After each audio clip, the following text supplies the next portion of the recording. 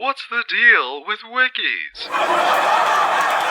Okay, that's not the best way to start a video. I normally start with a personal anecdote, a general statement, or a specific question, just something to start the train of thought. Add tinder to the campfire of ideas. But a loose question rooted entirely in parody doesn't leave much to go on. The only real follow-up is to continue the parody. E.g. You never quite know what's going on in there. You're telling me a hive mind of thousands of terminally online basement dwellers can agree on the details of a show only half of them have even seen, long enough to document it more authoritatively than any other writers? These are the same guys getting in Twitter fights over whether a bag of dog food is half full or half empty, and whether the result implies every item description is actually written by the disembodied spirit of a dead child, who may or may not represent the player's destructive nihilism as a result of viewing the world as a game without consequence. Do these sound like people who can collaborate? But they do. Despite everything, they do. These sick, disgusting, talented, beautiful, vitamin D deficient crackpots are able to patch together the most valuable resource for anyone looking to learn more about anything without sifting through the frustrating quagmire primary sources can sometimes be. That alone should be proof we're living in a simulation, because that sounds like a glitch. Like God accidentally caused an integer overflow with the uselessness variable applied to fandom members, causing them to be the most competent members of society, but only when maintaining a database of each Steven Universe character's sexuality. No, that's not even parody anymore. Jerry Seinfeld wouldn't know what Steven Universe is, let alone Undertale.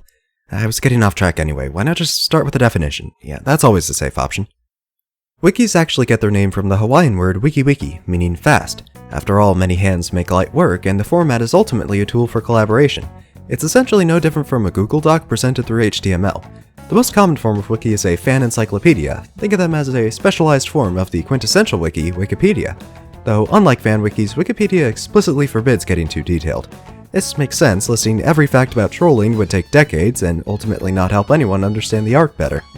Thankfully, Wikipedia's strict content requirements can still lead to quite a bit of silliness.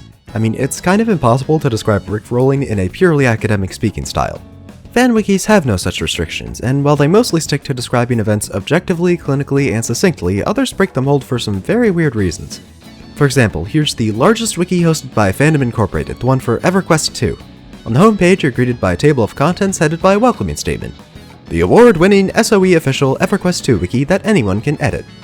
Hop on over to the Warhammer 40k wiki, and you're greeted by the Warhammer 40,000 wiki that only those who know no fear may edit. This one in particular is an anomaly due to covering one of the most lore-dense fictional universes ever imagined.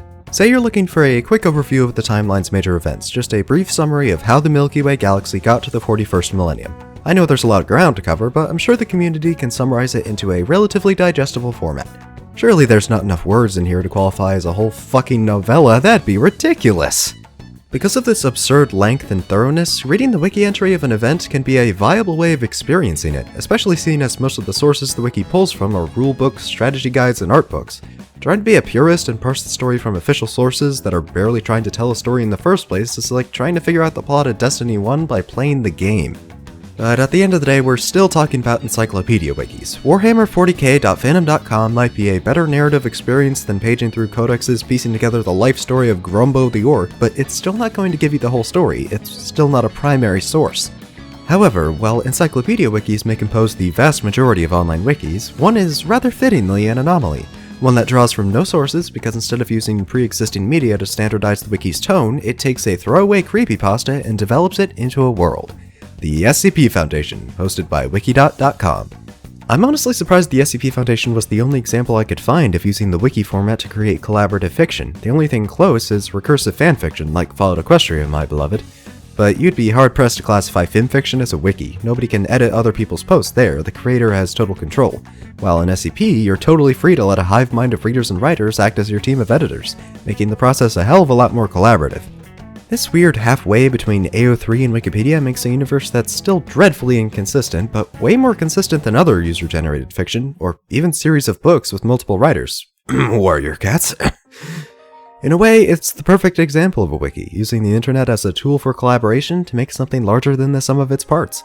And I've not once mentioned the actual content of any of these wikis. That's just another aspect of these things to fall in love with, because no matter what, if a media is even mildly popular, there's a wiki for it. And if there isn't, the door's right there.